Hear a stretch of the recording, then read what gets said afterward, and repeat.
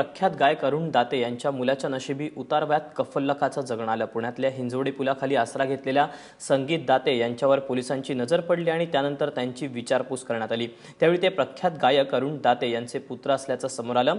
आठवडाभरापूर्वी व्यवसायाच्या निमित्तानं पुण्याला आले असताना आपला अपघात झाला। त्यानंतर अज्ञातांनी आपल्याला लुटलं, भावानेही संपत्तीतून बेदखल केल्याचा दावा संगीत दाते करतायत। दरम्यान आपल्या भावानं संपत्तीसाठी वडील अरुण दातेंशी आपला संपर्क तोडून टाकल्याचाही आरोप केला। गेल्या काही वर्षांपासून संगीत दाते यांना अनेक शारीरिक व्याधी जडल्या असून त्याच्या उपचारासाठी रुग्णालयात दाखल केलं असताना कुटुंबियांनी आर्थिक मदत केली नसल्याचा दावा केला। दरम्यान हे सगळे आरोप संगीत दाते यांचे बंधू अतुल दाते यांनी फेटाळून लावलेत। याउलट संगीत दाते हे व्यसनी असून आपल्या पत्नीला त्यांनी मारहाण केल्याचा आरोपही अतुल दाते यांनी केला।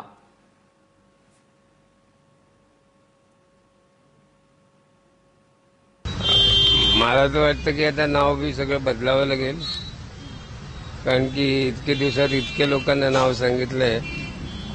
आता मला तर डाऊट यायला लागला की त्यांना पटतंय की नाही पटत आहे।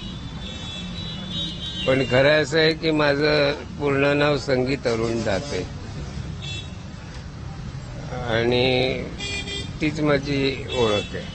हो, अगदी म्हणजे माझा सख्खा भाऊ आहे आणि आम्ही दोघंच आहोत। त्याला पोलिसांनी विचारलं की यांना काही झालं तर आम्ही तुम्हालाच कॉन्टॅक्ट करणार, तर म्हणे मला कॉन्टॅक्ट नका करू। तर म्हणे की अहो पण मग काही झालं तर काय करायचं, जाळून टाका नाही तर फेकून द्या कुठेतरी बॉडी। माझ्या घरी कोणीच नसतं, आता मी एकटा असतो। आता घरबीर पण नाहीये।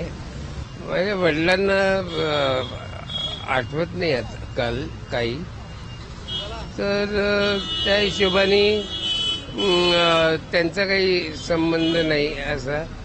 हे सगळं आता 6 वर्षापूर्वी माझा भाऊ करू देत नाही।